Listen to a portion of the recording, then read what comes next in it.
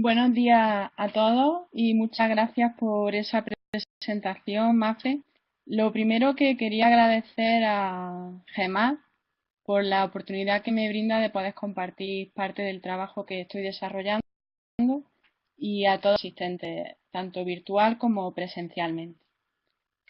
Mi intención es comentar parte de los trabajos en los que vengo colaborando últimamente. Y por el título de la propia conferencia, pues ya pueden ver que tiene que ver con el álgebra escolar.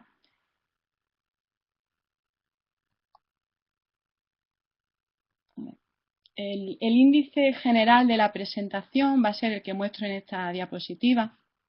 Perdón, se ha pasado.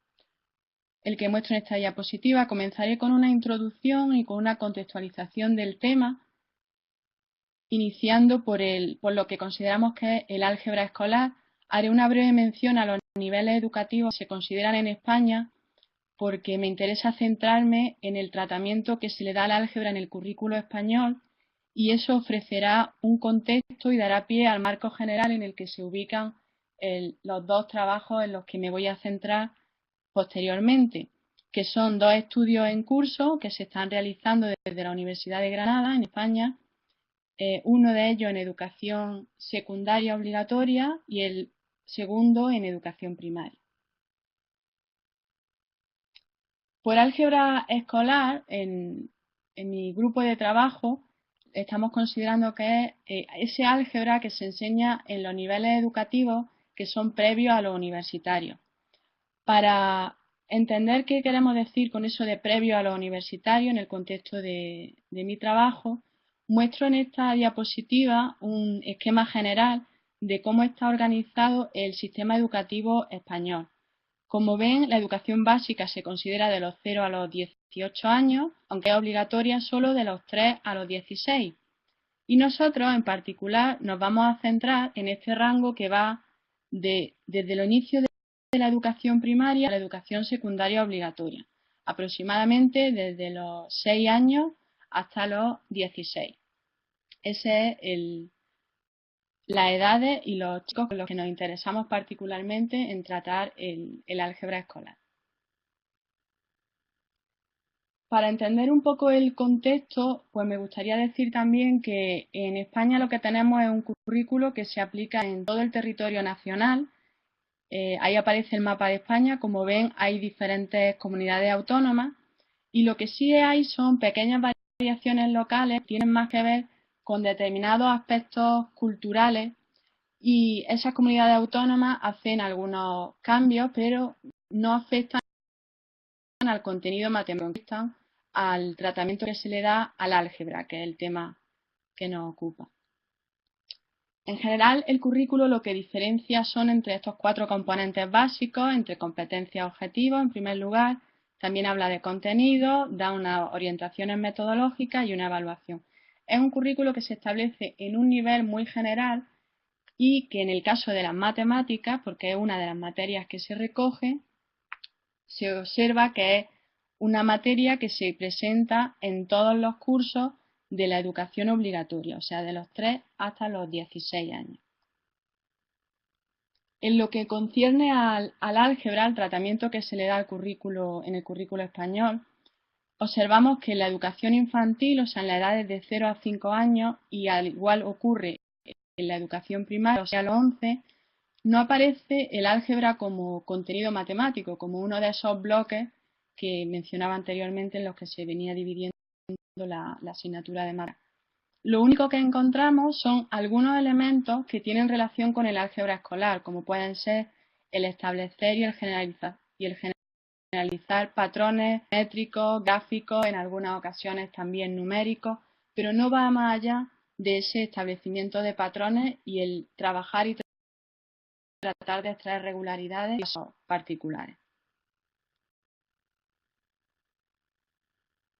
En el caso del currículo en educación secundaria obligatoria, que va de los 12 a los 16 años, ahí la situación cambia porque sí que aparece el álgebra como uno de los bloques de contenido que se distinguen dentro de matemáticas. Y en general ahí menciono los 3 aspectos principales. Tiene que ver con el simbolismo algebraico, y se trata de relacionar ese simbolismo algebraico con el sistema de representación verbal. Se vuelve a hablar de regularidades, pero de una manera en la que no se relaciona tanto con el simbolismo algebraico, sino que se trata más bien asociado al contenido de las secuencias numéricas o secuencias geométricas. Y en lo que sí hay un trabajo importante es, o lo que se propone que se trabaje de manera importante en el currículo, es en la manipulación del simbolismo algebraico. Lo que ocurre finalmente es que en la mayoría de las aulas lo que se acaba trabajando es las transformaciones y el cambio dentro del propio sistema de representación algebraico, dejando de lado otras cuestiones que se podrían tratar dentro del álgebra escolar, como vamos a mencionar más adelante. Lo que observamos, pues, después de la revisión del currículo de primaria y de secundaria es que existe una desconexión entre los contenidos que se tratan en relación con el álgebra, porque por un lado en educación primaria se hace un fuerte hincapié en lo que tiene que ver con la regularidad de los patrones y sin embargo en la educación secundaria el foco de interés se centra más en la manipulación del simbolismo algebraico. Esta situación es totalmente diferente en otros países donde se está haciendo una propuesta en la que se pretende que el álgebra escolar se introduzca desde niveles educativos anteriores a la educación secundaria. Algunos ejemplos de países en los que está ocurriendo esto son Australia, Canadá, China, Corea, Estados Unidos, Japón o Portugal. Los inicios de esta propuesta vienen desde Estados Unidos, donde actualmente, tras ver que efectivamente se pueden obtener resultados interesantes si se empiezan a introducir ciertas ideas relacionadas con el álgebra en niveles anteriores a la educación secundaria, incluso educación infantil, pues es lo que se conoce con la propuesta de Early Algebra. Y esta propuesta se está extendiendo a otros países y es dentro de la que los trabajos que yo voy a presentar, uno de ellos al menos, se engloba. Respecto al contexto, hemos mostrado en esta transparencia, muestro dos ideas. La primera es el contexto internacional dentro del que se desarrolla este trabajo. Por un lado, en Boston y en otras ciudades de la costa este de Estados Unidos hay varias universidades que están trabajando en un proyecto que ahí aparece como DKR12 y ellos lo que tratan es de cuestiones del álgebra escolar desde que los niños están en los últimos cursos de educación infantil, desde los 4, 5 años. Esto parte de Estados Unidos y también está afectando o se está trayendo a algunos trabajos que se están desarrollando en Europa y algunos de ellos se pueden ver los resultados en el grupo de Algebraic Thinking, en el que yo tengo la ocasión de colaborar, dentro del Congreso Europeo de Educación Matemática. Entonces, algunos de esos trabajos se pueden consultar en la propia página web de este congreso y en particular en el Reino Unido, he estado colaborando con algunos investigadores que también se preocupan por esta introducción del álgebra en edades anteriores a las que usualmente se ha venido haciendo de manera tradicional. Este movimiento a nivel internacional está llegando a España, se está introduciendo poco a poco y se pueden encontrar trabajos dentro de los tres grupos que ahí menciono. Por un lado, el grupo de pensamiento numérico y algebraico de la SEIEM, que es la Sociedad Española de Investigación y Educación Matemática, y a nivel más local, a nivel de la Universidad de Granada y otras universidades de la misma comunidad autónoma, está el grupo Didáctica de la Matemática Pensamiento Numérico. También existen algunos proyectos a nivel nacional, ahí aparece I+D+I, que significa Investigación, Desarrollo e Innovación, que son unos proyectos que se financian por el Ministerio de Educación y que permiten tener financiación para desarrollar ciertos trabajos y en este caso hay varios que se están llevando a cabo y que tienen que ver con el tema que estoy tratando en la conferencia de hoy. Las palabras clave o los focos que se pueden identificar en estos trabajos que he venido mencionando, tanto a nivel internacional como nacional, está el álgebra escolar, procesos de generalización, el álgebra, patrones, representaciones de diferentes tipos, como ya aparecen recogidos, razonamiento inductivo o resolución de problemas.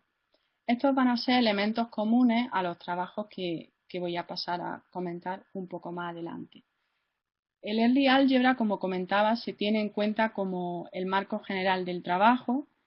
El álgebra escolar va a ser el contenido matemático en el que me centro. Los sistemas de representación van a tener un papel destacado. El razonamiento inductivo y la generalización como procesos que permiten pasar de casos particulares a una afirmación más general dentro del grupo del cual están esos casos particulares incluidos.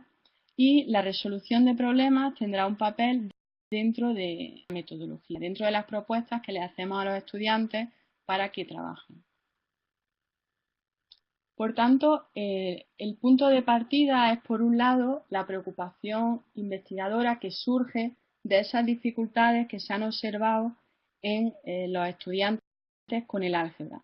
Esto se ha comprobado a nivel internacional, como aquí también en España, siguen produciéndose dificultades en los diferentes niveles educativos y eso hace que haya una preocupación por parte del profesorado.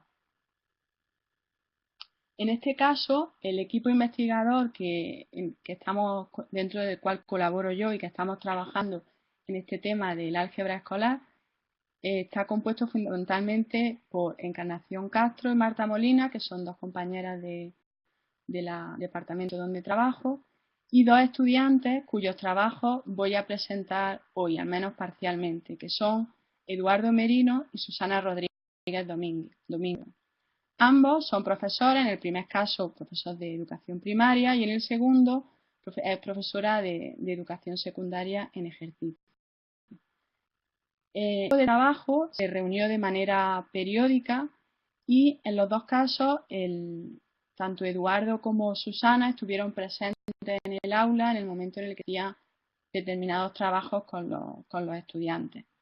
Ellos debían recoger información, tomar nota de cómo iban avanzando las sesiones de clase y también poder aclarar dudas durante el desarrollo del trabajo. También, además, dentro del equipo se llevó a cabo el de datos y se interpretaron los resultados. Estas son algunas ideas generales que espero que ayuden a entender el contexto de los dos trabajos que voy a presentar a continuación. El primero de ellos, como decía, se preocupa por la educación secundaria y ver qué ocurre con ciertas cuestiones algebraicas, en concreto la traducción de enunciados algebraicos entre dos sistemas de representación, el verbal y el simbólico.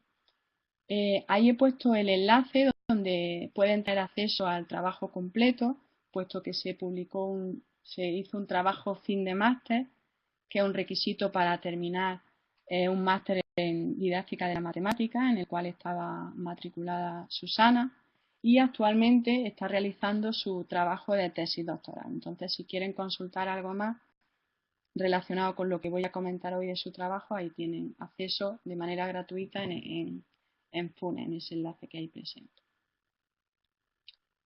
En este caso, el problema de investigación surge por determinados ejercicios y tareas que se le proponen a los estudiantes de educación secundaria. En este caso, cuarto de educación secundaria, tienen aproximadamente 14, 15 años.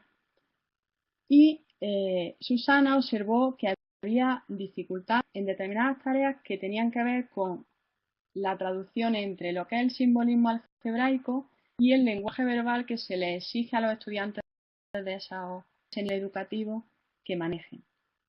En este sentido, desde la educación matemática, tiene importancia esta traducción, interpretación, porque se cree que tiene que ver con la competencia de los estudiantes para resolver problemas en los cuales deben recurrir a herramientas algebraicas. Hay estudios previos en este sentido, sobre todo en la relación con la resolución de problemas y con los errores y dificultades que tienen los estudiantes.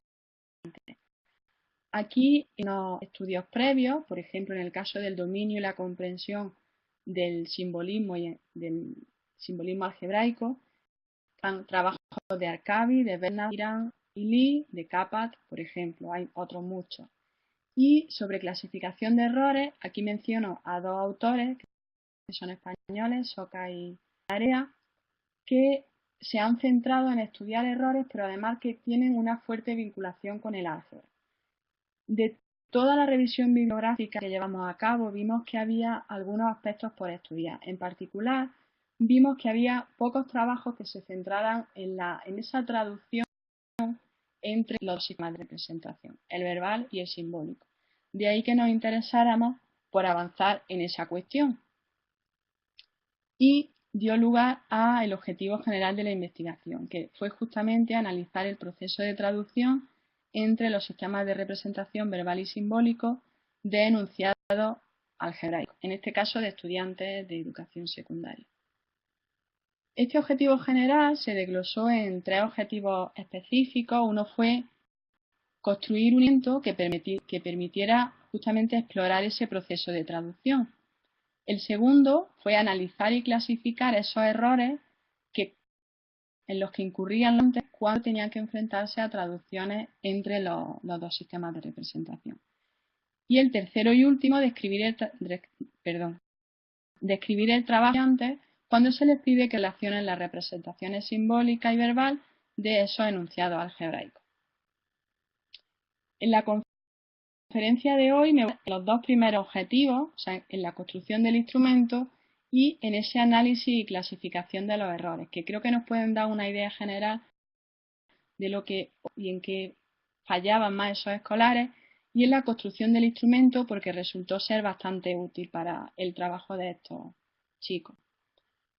Hay tres ideas clave que utilizamos en este trabajo específico, que es la idea de enunciados algebraicos de sistemas de representación y la de errores y dificultades. Y ahí hay algunas referencias de autores en los que nos hemos basado para estos tres elementos. En concreto, la idea de enunciado algebraico se va a repetir a lo largo de la presentación y hace referencia a una expresión que indica relaciones generales entre cantidades, algunas de ellas desconocidas. Hago un poco de hincapié porque no solo son igualdades algebraicas, en algunos casos aparecerá la igualdad, pero en otros casos no, pueden ser expresiones abiertas. Y en la idea de sistematización tenemos en cuenta tanto los elementos que son específicos a esa representación en concreto, como esas reglas que permiten pasar de un sistema de representación a otro, basándonos en la idea, por ejemplo, de Cappat y de Pedro Gómez. En este caso, los estudiantes con los que trabajamos fueron estudiantes de cuarto de educación secundaria, tenían aproximadamente unos 15 años, y Susana, que era la profesora que mencionaba anteriormente, que era parte del equipo de investigación, era profesora de esos alumnos en ese mismo curso. Para tener una idea del tipo de alumnado con el que estábamos trabajando, mencionar que había 6 repetidores, o sea, había 6 estudiantes que era la segunda vez al menos, o más, eso no lo sabemos, que cursaban cuarto de educación secundaria porque en cursos anteriores no lo habían superado de manera exitosa, y había 14 estudiantes que habían tenido matemáticas suspensas en años anteriores. Además, esto se añade que había un alto nivel de absentismo escolar y que en general había una falta de interés por la matemática. Esto nos da una idea de la falta de motivación y del poco interés que mostraban en general estos estudiantes y del poco nivel que traían en matemáticas cuando íbamos a trabajar con ellos. En ese punto en el que decidimos trabajar con ellos, ellos ya habían trabajado previamente los bloques de aritmética y de álgebra, de manera que lo que pretendíamos era que no tuvieran problemas por no conocer algo que se suponía que en ese curso iban a trabajar. Dado las características de este grupo de alumnos con los que nos interesaba trabajar, porque era un grupo o un tipo de grupos que le preocupaban a la profesora, decidimos utilizar un juego porque era una manera de motivar a los estudiantes a que se interesaran por las matemáticas y en particular por el álgebra, porque estos chicos cuando veían incógnitas escritas no entendían nada, ya desconectaban. Entonces decidimos utilizar lo que llamamos inicialmente un pseudo dominó algebraico, que de ahora en adelante lo voy a llamar dominó. Lo único es que no sigue las mismas reglas que el dominó y a lo largo de la presentación espero conseguir aclarar cuáles son esas reglas y cuáles son las características del dominó. La idea principal es que, al igual que en el dominó habitual, lo que se trata es de unir números iguales. En este caso, lo que debían unir eran fichas cuyos enunciados algebraicos fueran equivalentes. Lo único que en un caso debía estar expresado verbalmente y en otro caso debía estar expresado mediante el simbolismo algebraico. Aquí muestro una imagen del dominó tradicional y aquí muestro dos ejemplos de fichas de nuestro dominó. En un caso aparecen dos enunciados expresados simbólicamente y en otro caso aparecen dos enunciados expresados verbalmente. Sin embargo, había ocasiones donde una parte de la ficha podía estar expresada en un sistema de representación y otra parte de la ficha en otro. Entonces los chicos, a la hora de hacer alguna actividad con el dominó, que ahora comentaré cuáles son esas tareas que les propusimos, debían buscar una ficha cuyo enunciado algebraico se correspondiera con el anterior. Por ejemplo, esta que acabo de unir se corresponde el x por y elevado a la tercera potencia o al cubo, se corresponde simbólicamente con la expresión verbal que ahí aparece como el cubo del producto de dos números. Entonces, esa era la idea. Ahí anteriormente he mostrado ejemplos de enunciados algebraicos que se incluyeron en el dominó y aquí lo que muestro fue cómo seleccionamos esos enunciados que incluimos en el dominó. Tuvimos en cuenta básicamente lo que los chicos de estas edades estaban acostumbrados a trabajar en cuanto al contenido matemático. Por ejemplo, tuvimos en cuenta las relaciones aditivas de multiplicación y de potencia, incluimos únicamente una o dos variables en esos enunciados. Había casos donde los enunciados eran abiertos, o sea, no tenían ninguna expresión de igualdad, y en otros casos sí. Y también tuvimos en cuenta si los enunciados verbales eran secuenciales o no, o sea, si se correspondían a la hora de leer un enunciado simbólico, si el enunciado verbal se correspondía exactamente con la lectura que se hacía verbalmente o si no era así. Finalmente seleccionamos 12 enunciados algebraicos siguiendo estos criterios y les propusimos las dos tareas que voy a mencionar a continuación, dos fases que le llamamos. Hubo una primera fase donde se les dejaron algunos huecos en determinadas fichas de dominó y de manera individual tenían que completarlas. Y hubo ya una segunda fase donde los estudiantes jugaban con el dominó que nosotras les entregamos. En la primera fase le dábamos estas fichas tal y como aparecen aquí dispuestas en esta figura. Entonces se trataba de que en los huecos donde se puede observar que aparecen unos números, pusieran la expresión verbal o simbólica que ellos creían que podía corresponder de forma que esas fichas pudieran estar unidas. Por ejemplo, en el cuadro 1 debían poner una expresión, en este caso simbólica, que se correspondiera con el enunciado algebraico expresado verbalmente que dice el producto de la mitad de un número por el triple de otro número. Entonces, esto se lo dimos en una lagrada, era una hoja de papel mayor de la que estaban acostumbrados a trabajar, de forma que ahí podían ir cumplimentando. Esto fue la primera fase. Por ejemplo, en este caso que muestro aquí es una parte de la lámina que mostraba anteriormente y en los huecos en blanco pues podrían poner este tipo de expresiones. En el caso en el que tenían que poner una expresión verbal y también simbólica, pero se dio sobre todo en el caso de la verbal, había otras expresiones que eran equivalentes. Entonces, en ese caso se dieron también como bien trabajadas.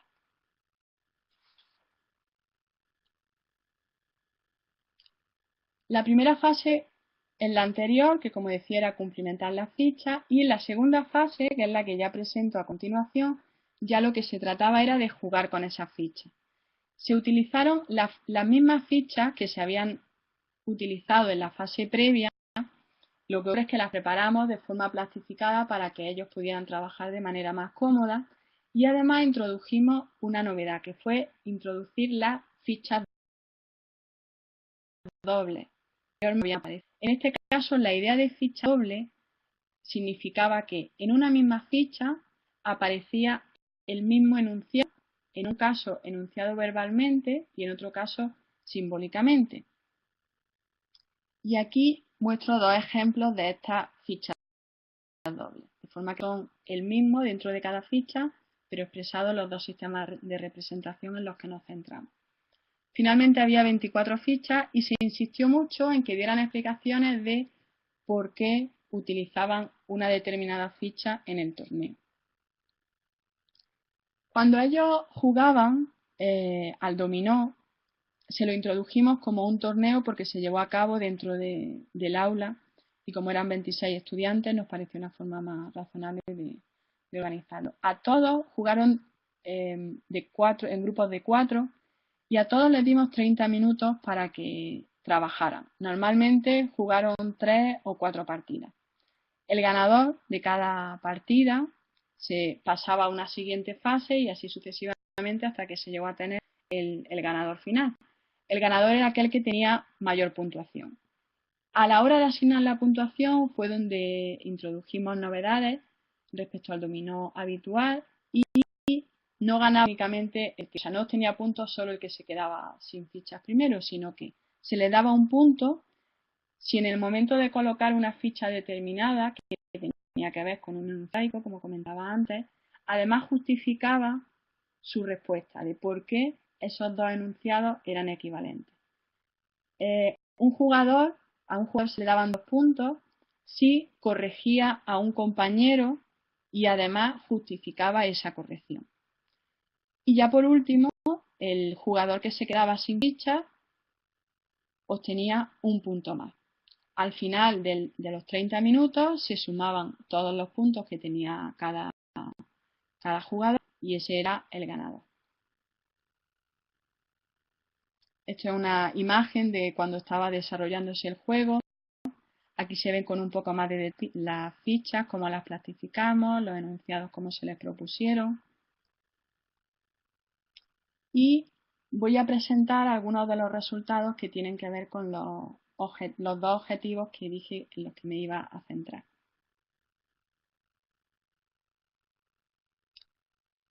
En primer lugar, voy a presentar una clasificación de los errores que se observaron en el trabajo de los estudiantes. Atendimos a tres grandes grupos de errores. Uno tenía que ver con la completitud del enunciado, porque había estudiantes que cuando proponían su enunciado en la fase 1, estoy hablando ahora mismo, que fue cuando ellos tenían que cumplimentar esos espacios en blanco, pues eran enunciados incompletos o bien ponían más elementos de los que les correspondía, que fue lo que llamamos desmedidos. Había otros errores que se derivaban de la aritmética, por ejemplo, el caso de errores en el uso de paréntesis. Errores que tienen que ver con la fracción producto, o sea, cuando lo que se correspondía con el enunciado algebraico era una fracción, ellos sin embargo lo interpretaban como producto. E igualmente con las otras parejas que aparecen ahí, potenciación producto, suma producto, fracción potenciación. Fueron combinaciones que generaron dificultad en los estudiantes. Y luego hay otros que tienen más que ver con las características propias del lenguaje algebraico, ya sea verbal o simbólico en el que estemos hablando. Algunos de ellos tienen que ver con la idea de generalización, porque no llegan a conseguir expresarla. En otros casos, la particularización, porque cuando se habla de una idea general, por ejemplo, número par, ellos se van a hacer una particularización. Otros que tienen más que ver con la idea de variable y en otros casos son complicaciones estructurales, por ejemplo, pueden tener que ver con productos notables y cuestiones que van más allá de solo el uso de las variables, más con la estructura con la que se está trabajando. En esta transparencia he mostrado algunos ejemplos de esos errores. En el primer caso dice un número por ese número al cuadrado es igual a ese número al cubo. En este caso, en vez de poner un producto, lo que hace el alumno es interpretarlo como una adición. En el segundo caso, pone 4 por x medio igual a 2x y entonces dice, un número par multiplicado por la mitad de ese número es igual al doble de dicho número. O sea, cuando aparece ahí un 4, no lo interpreta como 4, sino que habla de número par. Está generalizado cuando no era pertinente en esta ocasión. Y en el tercer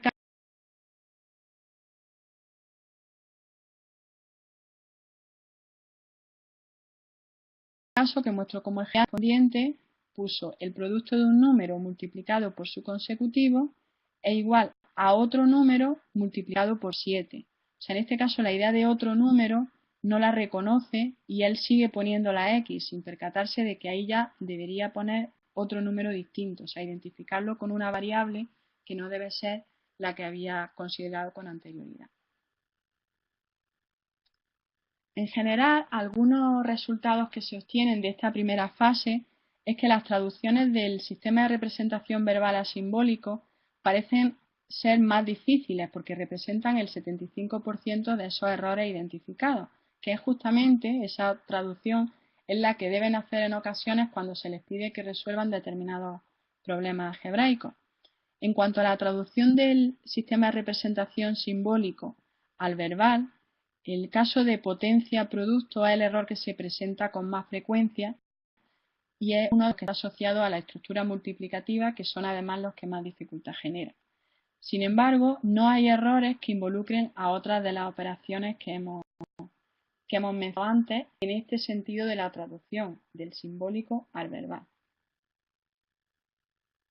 En la traducción del sistema de representación verbal al simbólico, que era en el que más errores había, hay bastantes errores que están relacionados con el álgebra y sobre todo tienen que ver con el uso de la idea de variable y con algunas complicaciones estructurales que no manejan en esas edades a pesar de haberlas trabajado. Solo aparece un error de particularización y la generalización es un error que solo se observa en este caso. En general destaca la amplia variedad de errores en el paso del verbal al simbólico. En el caso de la fase 2, del juego, en ella estamos tratando de avanzar en algunos aspectos en la actualidad, pero algunos de los resultados que se obtuvieron en su momento, esta fase fue la del torneo, donde ya los estudiantes están jugando par de dominó. Las partidas fueron grabadas y esa información fue lo que se analizó. Ahí hubo dificultades a la hora de tratar de unir el enunciado verbal con el enunciado simbólico de ese mismo enunciado algebraico. Porque ahí cuando iban a unir las fichas pensaban que la característica que debían mantener era que fuera el mismo sistema de representación, además de que fuera el mismo enunciado algebraico. Entonces esa idea de equivalencia en las fichas le costó un poco entenderla. A la hora de explicar, porque como comentaba antes, insistimos mucho en que justificaran la ficha que ponían porque era así, le hacía falta detallar un poco más los enunciados, porque no distinguían, por ejemplo, cuando decían un número, si era el mismo número, si era otro número, cuando se referían a este número era el mismo que antes o era otro. Entonces ahí hubo dificultades para incluso poder interpretar la información y hubo que hacerle preguntas para que dieran información más detallada. En las fichas dobles que introdujimos hubo también dificultades porque veían que eran el mismo enunciado y entonces no sabían muy bien cómo trabajar con él. Y hubo también una inseguridad inicial por parte de algunos jugadores porque como sabían que si se equivocaban los compañeros podían corregirlo y así ganar 2 puntos, pues algunos preferían incluso no dar ninguna explicación para evitar que otro compañero los corrigiera y les llevara 2 puntos, incluso preferían pasar la jugada para que fuera otro el que pusiera su ficha. Esto tiene más que ver con el desarrollo del juego que se llevó a cabo con la fase del torneo. Y ahora, en cuanto al contenido o a lo que observamos en el juego en relación con el álgebra, vimos que hubo 2 lecturas diferentes de los enunciados. Ellos, al poner las piezas, tenían que dar explicaciones. Entonces, una que hicieron fue lo que llamamos lectura lineal, que es primero leen el enunciado verbal y después tratan de secuencialmente unirlo con el simbolismo algebraico correspondiente, con la pieza que le corresponda. En cambio, hay otra lectura que es diferente, en la que alternan ambos sistemas de respuesta, y ahí claramente tenía un mayor dominio del lenguaje algebraico, independientemente del sistema de representación que utilizaran, y a esto lo llamamos lectura racional. En cuanto al trabajo que hicieron entre compañeros, se vio que muchos rectificaban la lectura del enunciado y la colocación de las fichas. Por ejemplo, ahí se observa una conversación en la que un estudiante, en este caso le hemos llamado 3b, el producto de la mitad de un número por el triple de otro, el producto porque está multiplicando de un número que es x por otro número elevado a 2 es igual a ese número al triple de otro número. Ahí ya está jugando con el triple, con la potencia. Y luego otro estudiante le dice, no, está mal. El anterior decía elevado a 2 y este dice, no, de aquí pone de x al cuadrado. Y interviene un tercer estudiante y dice, aquí sería un número por otro número por ese mismo número al cuadrado, es igual a número al cubo. Entonces ahí se observa una conversación en la que incluso tres estudiantes intervienen y unos se corrigen a otros. También en la que un mismo estudiante se corrige a sí mismo y dice un número por ese número al cuadrado es igual al mismo número al cubo, porque x por x al cuadrado es igual a 3x, piensa que no al cubo. Entonces eso fue interesante en ese sentido, pensando en la docencia, pues fomentar en este caso, ya que se observaron más errores del sistema de representación verbal al simbólico, prestarle mayor atención al paso del simbólico al verbal, puesto que parece resultarle más cercano, y eso le podría servir como introducción para trabajar la traducción posteriormente en el otro sentido. También se puso de manifiesto el juego como un elemento motivador en este caso. De hecho, hubo estudiantes, como comentaba anteriormente, que tenían un asentismo escolar importante y que en esta ocasión pues no le importaba salir tarde de clase. Incluso está la anécdota de una chica que estaba esperando a la madre porque tenía que ir al médico y decía que hasta que no terminara la partida no se podía ir. Entonces ahí se demostró en general un interés importante por seguir trabajando por cuestiones algebraicas, simplemente habiéndoles cambiado en la metodología. Y que puede ser interesante introducir, esto no es una cosa nueva, pero en el álgebra hay pocos recursos en este sentido, para que puedan trabajar con lo que es la simbolización algebraica y otros sistemas de representación. Por ahora nosotros nos hemos centrado en el verbal por su potencialidad para la resolución de problemas. Actualmente, este trabajo del que he presentado solo una parte está desarrollándose hacia una tesis doctoral que está elaborando Susana y que estamos dirigiendo Marta Molina y yo. Y algunas cuestiones que tenemos pendientes considerar es la introducción de la resolución de problemas utilizando ambas representaciones, la verbal y la simbólica, y variar las situaciones en las que se le presentan, para que no sea únicamente utilizando un juego, sino que se pase ya, como pone ahí en el segundo punto, que se pase ya a introducir lo que es la resolución de problemas, que es una de las aplicaciones que se le atribuyen al álgebra. Esto hasta ahora es con el trabajo que se está desarrollando con estudiantes de educación secundaria. Y el segundo trabajo se desarrolló con estudiantes de educación primaria y sigue teniendo relación con el álgebra escolar. En este caso nos centramos en los patrones y en las representaciones que utilizan alumnos de quinto de educación primaria, tienen unos 9 años, en una tarea de generalización. Al igual que la anterior, lo que voy a presentar aquí proviene de un trabajo fin de máster que se defendió el curso pasado, de Eduardo Merino, y que igualmente en FUNES está accesible el trabajo y algunas publicaciones posteriores que estamos realizando y presentaciones en congreso.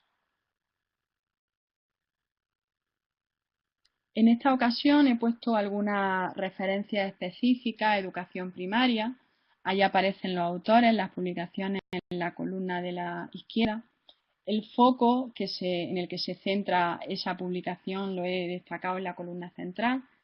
Y a la derecha aparecen las ideas que para nosotros van a ser importantes en el trabajo, en las que hemos decidido centrarnos. Por un lado está la idea de generalización, la idea de patrones, la idea de representaciones. Aparece aquí un nuevo constructo que se conoce con la idea de pensamiento funcional.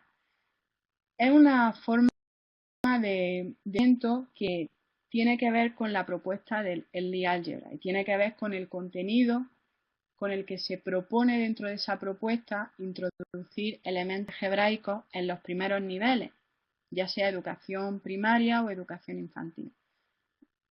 Dado que los niños son pequeños, aún no han trabajado en esas edades con ningún tipo de simbolismo algebraico, ni se pretende introducírselo en esas edades, sino que la idea es utilizar ciertos contenidos de las funciones a los que ya se poniendo de manifiesto con algunas investigaciones que estos estudiantes son capaces de alcanzar y que sí que tienen que ver con la comprensión de la idea de variable, la manipulación de esas ideas y el relacionar entre diferentes representaciones.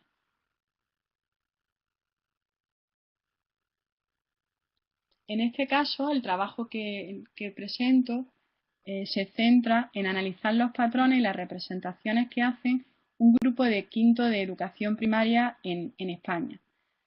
Hasta el momento, en España no se ha prestado atención a la idea de generalización en la educación primaria, más allá de lo que es la identificación de patrones.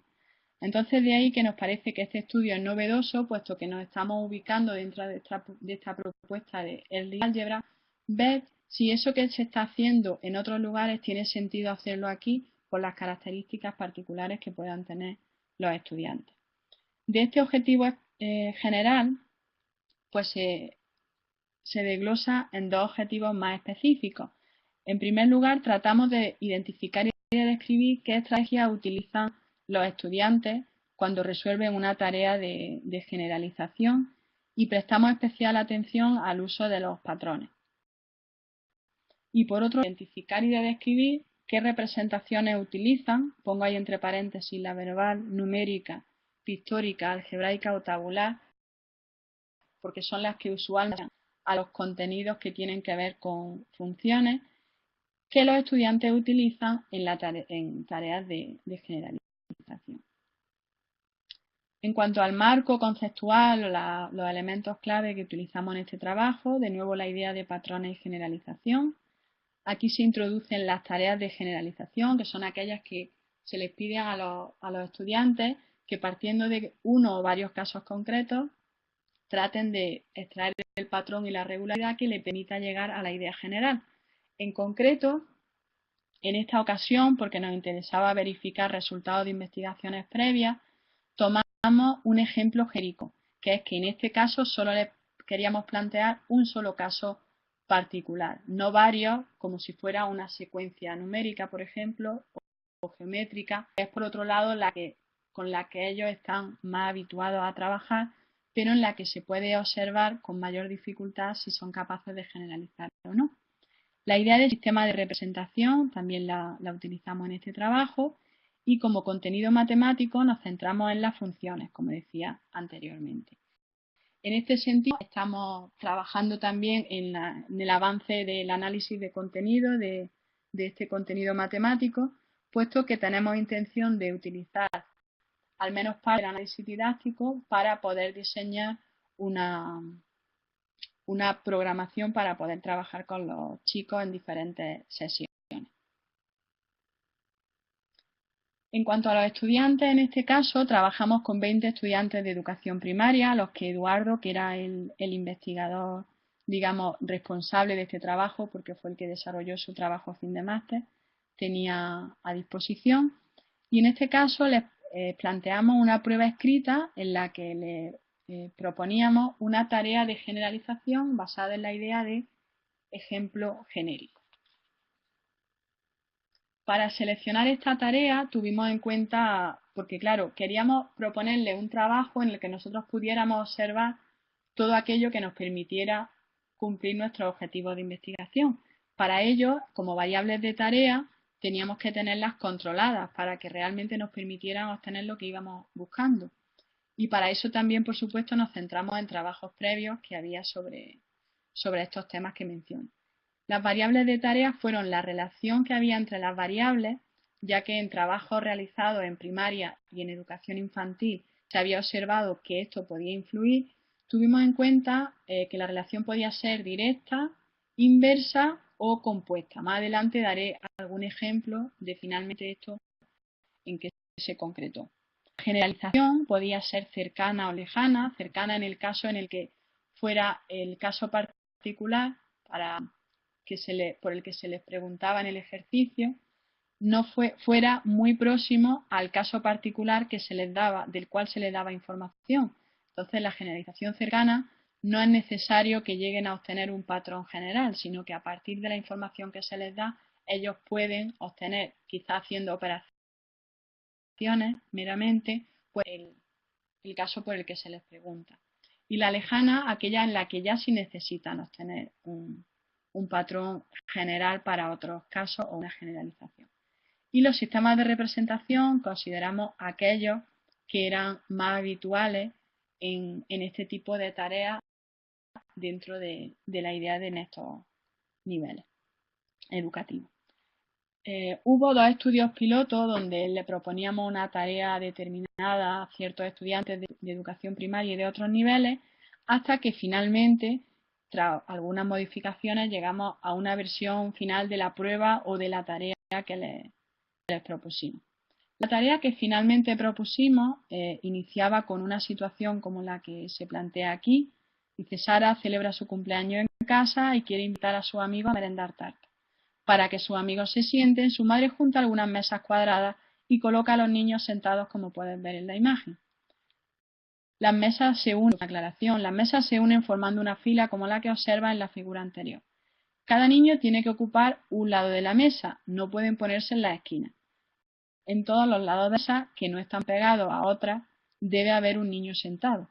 Y se les mostraba esa representación pictórica de cómo sería la situación de que hubiera 3 mesas, pero no se le daba más información sobre ese caso particular. Debían extraer la información de la representación pictórica.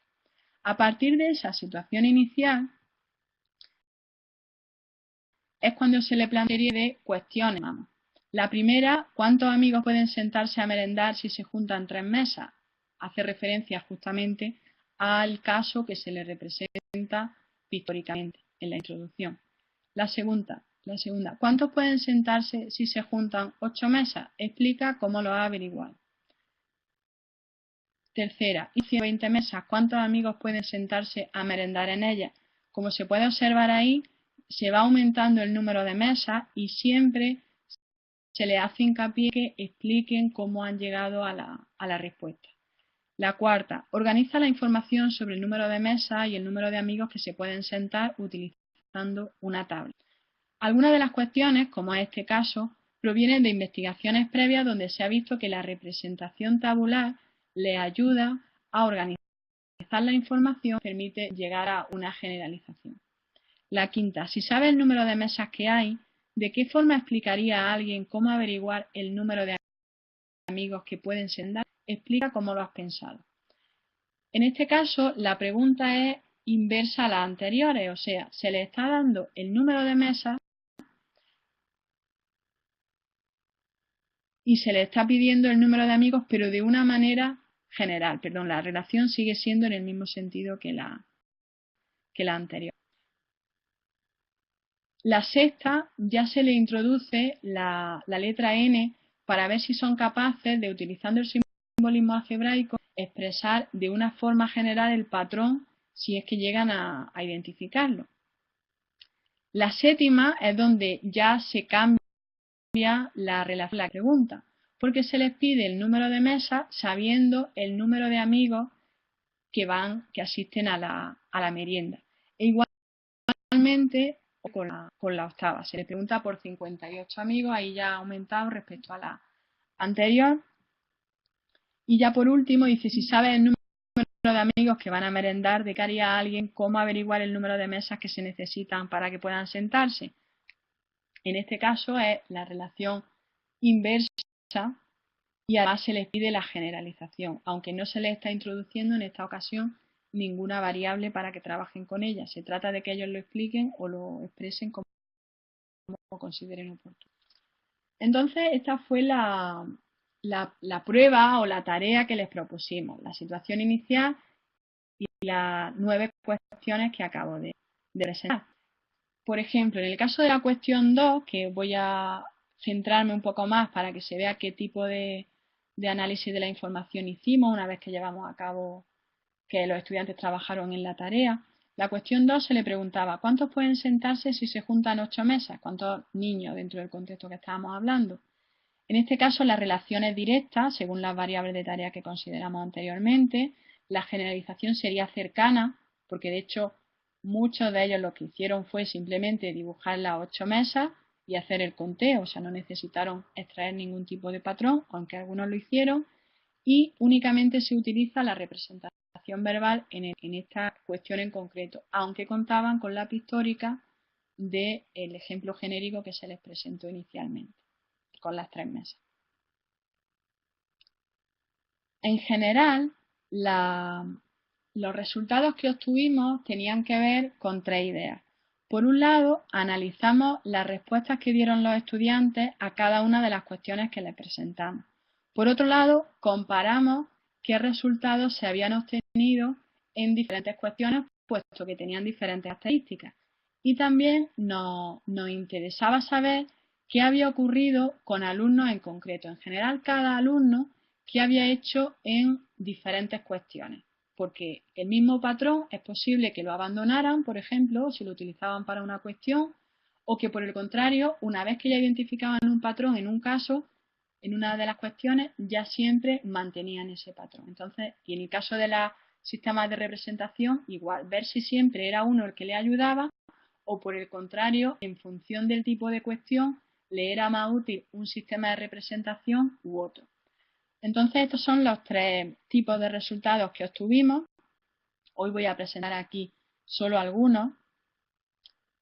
En primer lugar, voy a presentar algunas respuestas, en este caso a la cuestión 2, que es la que presenté también anteriormente, que se les preguntaba por 8 mesas. Y en esta tabla lo que resumo fueron los resultados. Si va por columna, lo que se obtiene, lo que aparece ahí son los sistemas de representación que utilizaron los estudiantes. Por un lado, utilizaron el sistema representatórico, por otro lado el verbal y por otro lado el numérico. Dentro del pictórico, ahí aparece en la leyenda de la tabla, la C significa histórico cuando hacían un dibujo completo, la I cuando hacían un dibujo incompleto y la NC es cuando hacían un dibujo pero que no se corresponde al patrón por el que se les preguntaba. Variaban, como si dijéramos, la situación. Los números que aparecen en cada una de las celdas son números, son símbolos que asignamos a los estudiantes. Había un estudiante que era el estudiante 1, por ejemplo, otro que era el 2 y así hasta 20, puesto que había 20 estudiantes en ese grupo.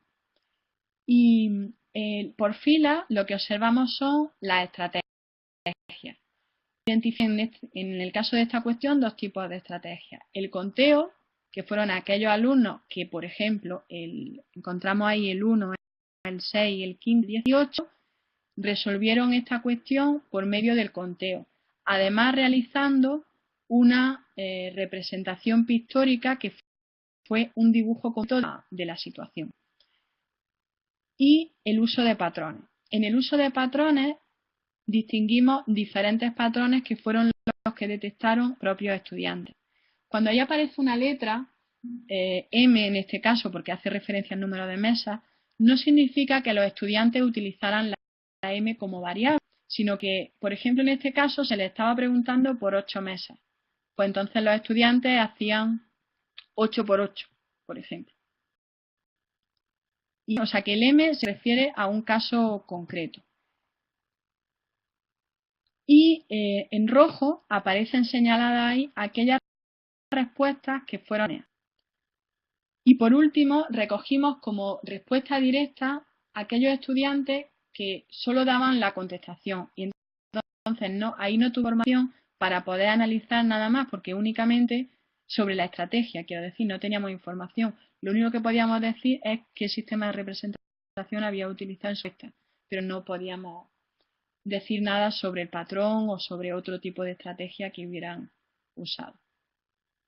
En este caso, pues se observa que el conteo fue la estrategia que más se utilizó y que dentro de las representaciones la verbal le ayudó sobre todo a explicar cuál era su respuesta, lo más cómodo para ellos explicarlo verbalmente sin hacer alusión a otro sistema de representación, y también en combinación con la pictórica, porque como observar, algunos alumnos utilizaron dos representaciones distintas en esa respuesta que daban, en la que se podían observar dos partes. Primero, algunos de ellos dibujaban la situación y hacían el conteo y luego explicaban cómo habían llegado a esa respuesta que consideraban válida.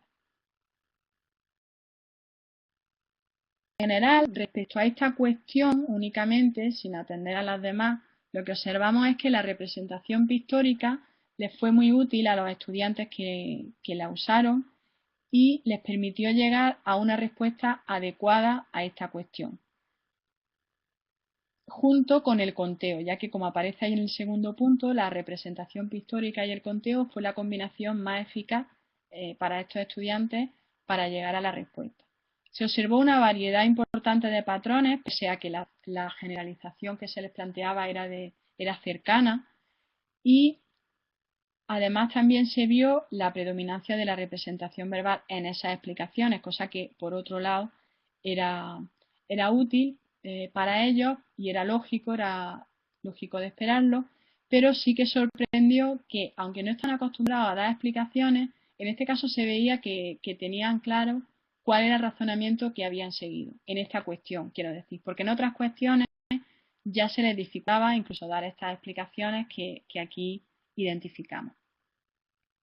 Ahora voy a pasar a mencionar un poco cómo hicimos la comparación de las respuestas entre diferentes cuestiones.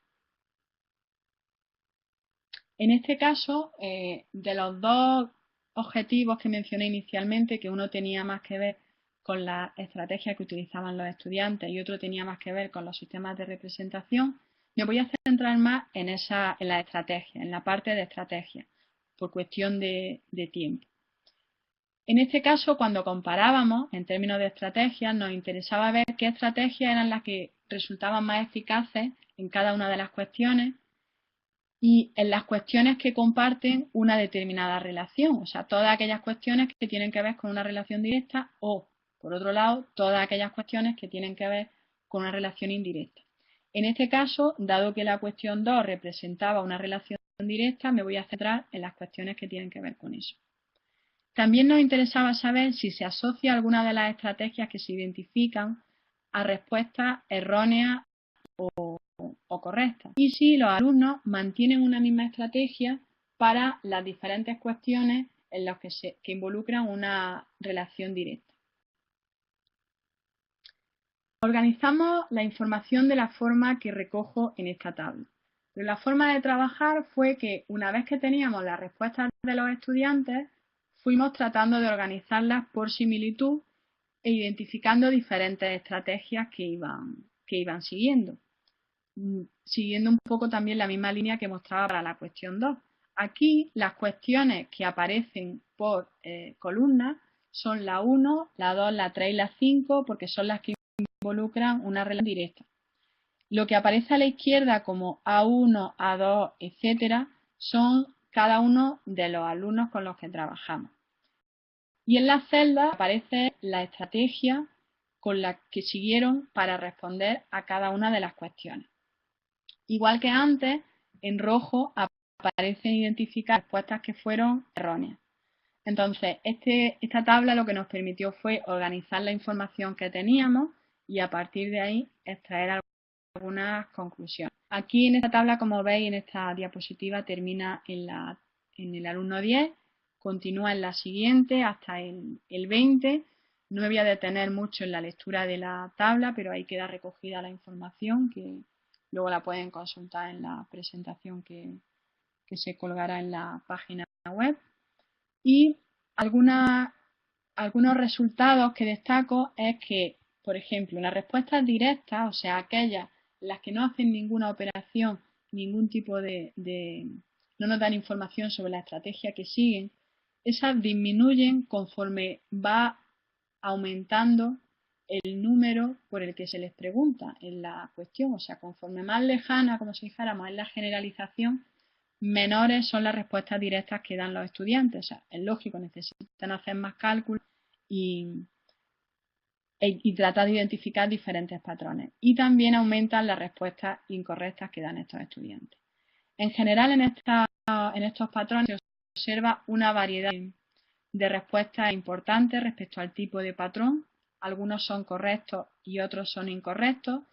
Y lo que sí que observamos es que cuando un estudiante identificaba un determinado patrón, trataba de aplicarlo al resto de las cuestiones.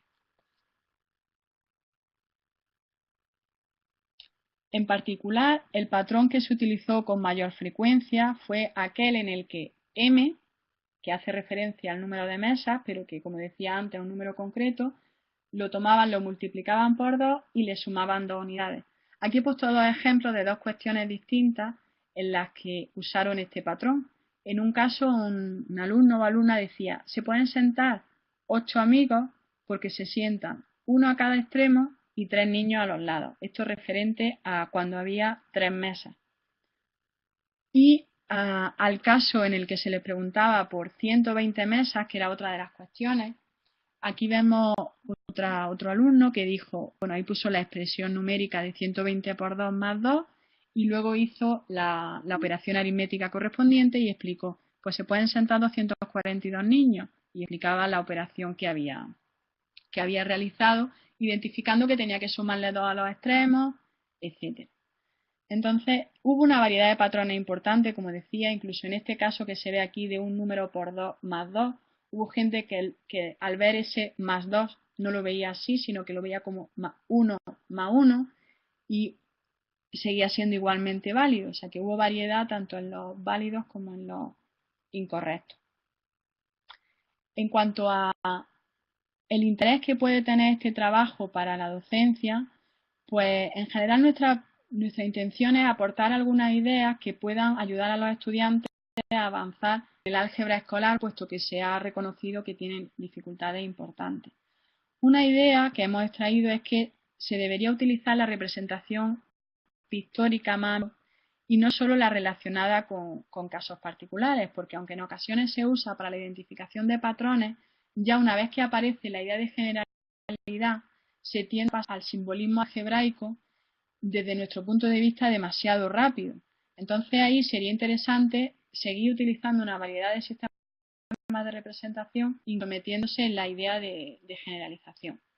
También hemos visto que los estudiantes de estas edades, que en este caso no estaban acostumbrados a trabajar con tareas de generalización, capaces de llegar a la identificación de patrones y también de captar la regularidad, esa idea de generalización, que aunque no la expresen o simbólicamente, mejor dicho, aunque no la expresen simbólicamente, sí que tienen la idea, puesto que son capaces de aplicarla a casos que son muy elevados y que mediante operaciones no sería posible. Y también nos ha permitido presentar una variedad de tipos de tareas que se pueden presentar a los estudiantes de estas edades y que podrían utilizarse en el aula de educación primaria. En el trabajo, en cuanto a en qué estado está actualmente, también es una tesis doctoral que se está desarrollando y algunas cuestiones que estamos teniendo en cuenta es entrar en más detalle en las relaciones que se establecen tanto entre los sistemas de representación como entre los elementos conceptuales propios de las funciones. También nos falta profundizar en los resultados que relacionan las estrategias por un lado con los sistemas de representación por otro. porque como mencioné antes, para la cuestión 2 hemos hecho alguna asociación, pero debemos profundizar más en ese sentido. También el pensamiento funcional, que no está claramente delimitado aún en la literatura, entonces es una tarea también pendiente. También nos gustaría de alguna incluir otros sistemas de representación, si fuera el caso, y ver qué resultados obtenemos, si pudieran ser interesantes para ayudar a los estudiantes al fin que mencioné anteriormente. Y al trabajar con estudiantes, en este caso tenían 9 años, pero si trabajáramos con estudiantes que fueran más pequeños, y es una de las posibilidades para la continuidad de la tesis doctoral, pues quizás introdujéramos también el uso de algunos materiales manipulativos que pudieran representar esas reacciones que, por ejemplo, en este caso se las hemos presentado pictóricamente. Y además, una idea que tenemos en mente es, a la hora de recoger información, en este caso se utilizó una tarea escrita, ellos trabajaron allí, pero no hubo mucha interacción, con lo cual hubo información que en ocasiones echamos en falta, con lo cual algunas entrevistas creemos que podrían enriquecer la información de la que disponemos en la actualidad. Y ya con esto doy por finalizada mi presentación y como en ambos casos son trabajos que se están desarrollando, pues me gustaría que la conferencia de hoy fuera una oportunidad para compartir. Yo he compartido la parte que estamos desarrollando aquí y me gustaría saber la opinión de los oyentes, comentarios, por supuesto si puedo aclarar alguna cuestión que no haya quedado clara, pues estoy a su disposición. De nuevo, muchas gracias por esta oportunidad y quedo atento a sus comentarios.